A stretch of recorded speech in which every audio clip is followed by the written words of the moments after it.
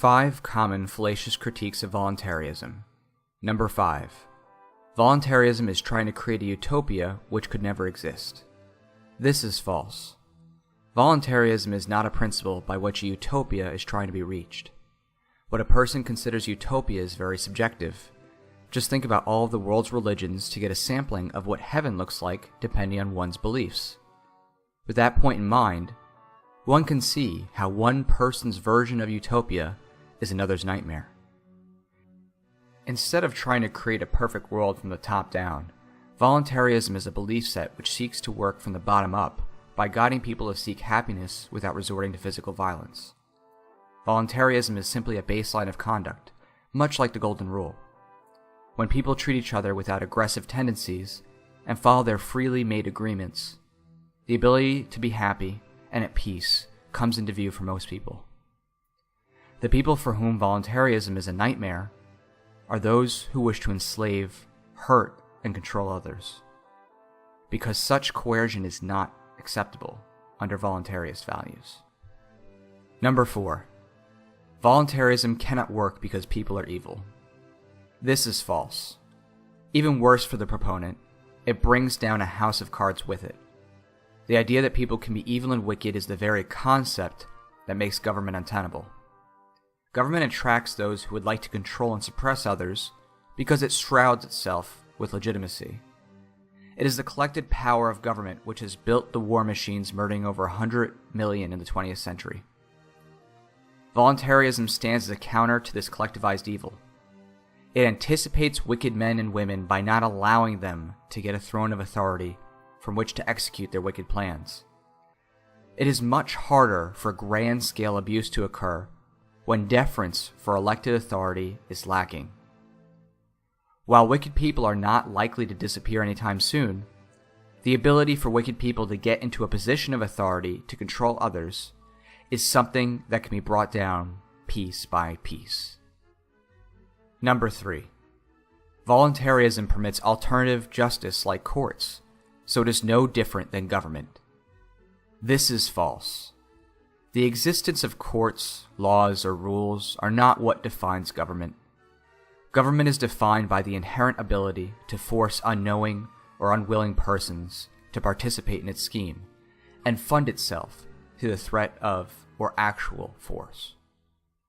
Private arbitration, guilds, and mediation are different means because they allow a person to voluntarily enter into an agreement. A person is not forced into a school system or selective service or tax structure simply by virtue of being born. The end result of the voluntarist model is probably something akin to Angie's List or Consumer Reports combined with a private arbitration agreement. People will have credit ratings much like the current system and mediation protection much like flood, dental, or auto insurance now. This is not a strange concept because it already exists. People daily enter agreements with mandatory arbitration clauses and limited liability statements. Number 2. Voluntarism would allow big business to control everything. This is false. It is important to note that the power of big business is largely dependent on government in current times. Much of the power exerted by megacorporations has come through corporate-government partnerships, where big business gets government to regulate or zone out competition. Big business has an incentive to use government to maintain control, and this has manifested itself in the revolving door of regulatory positions within the government and the power of the patent office.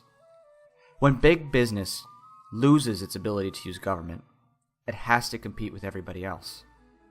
This competition is not just with other business, however. It is also with interest groups for which people voluntarily associate to monitor and report on what is going on in the economy. And finally, number 1. Voluntarism would lead to total anarchy, and anarchy is total chaos. This is false. There are several problems with this idea. First, the concept that anarchy means chaos is a propaganda of governments to scare people into dependency. Anarchy does not mean violent disorder. It simply means people have no mandatory, automatic rulers which use force to coerce obedience. Second, voluntarism embraces freedom of choice.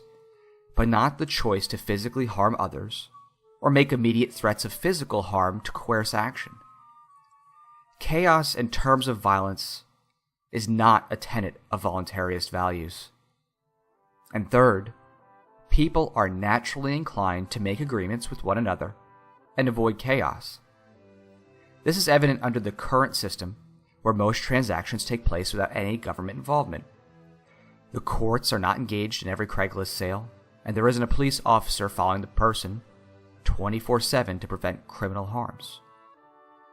The reality is that people across the globe almost never need government to conduct their lives, and, if they required its mandatory service, the same service could have been provided by private agreement to an arbitration. The courts have no magical ability to make a person appear in court. They only have the ability to do what they do best: use physical force to take people into custody. And with that, I hope to have cleared some fallacious misconceptions on voluntarism. Thanks for listening.